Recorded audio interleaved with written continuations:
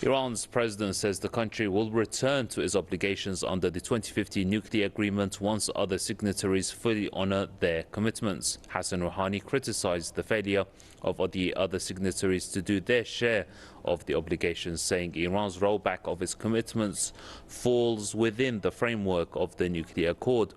The president made the comments in a meeting with the visiting foreign policy chief of the European Union. Rouhani said Iran is ready to cooperate with the bloc to resolve existing issues.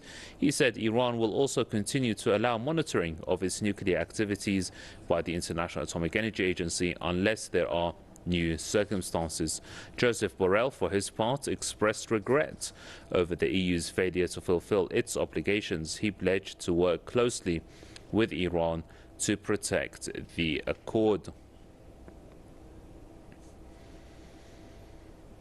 Tony Gosling is an investigative journalist and he joins us now out of Bristol in the UK.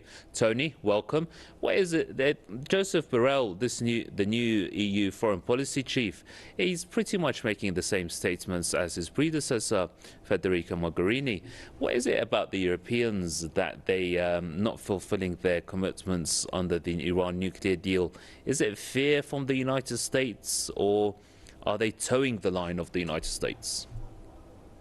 Well, the first problem is that these people are civil servants. You're not dealing with elected politicians. The apex of the EU is the European Commission, and these people are never elected. They are appointed to the jobs, and therefore they do say exactly what they're told to say, and they really don't have their own minds, as many politicians. I'm not saying all politicians do, but most politicians do. So as for the JCPOA, well, Trump and Kushner have really killed it, it looks like, because, or at least they've done everything they possibly can to, and they've been quite successful, because the European nations have shown a willingness to be bullied by the United States, really to be told what to do. So they have to choose. They've been told by the United States, you have to choose between us and Iran, and, well, they have just chosen the United States. But the thing is, they don't have to make that choice. They could and should be dealing with both.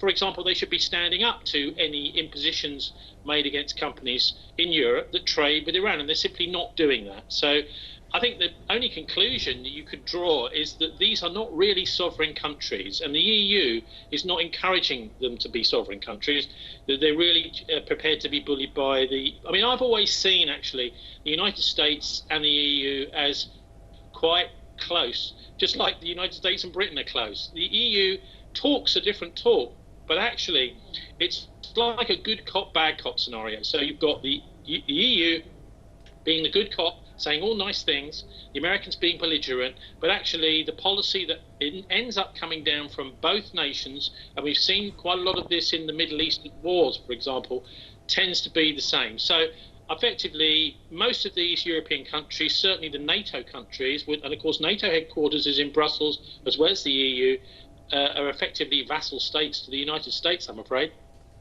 And Tony, I've got about 30 seconds. Do you think that under Mr. Borrell there's going to be any chance of any change of position from the EU?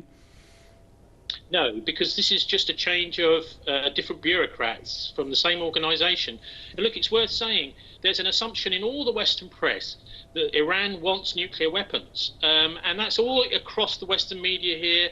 It's a dog whistle thing. So they say effectively, oh, well, of course, Iran wants to enrich uranium, and we know what they want it for. Well, they forget, of course, that the Israelis have 200 nuclear weapons. But they also forget that Iran has issued a fatwa against nuclear weapons because they are a completely horrendous and indiscriminate weapon, and all the fallout from them creates radiation poisoning, genetic mutations for a long time after the war or the battle or the bomb itself explodes.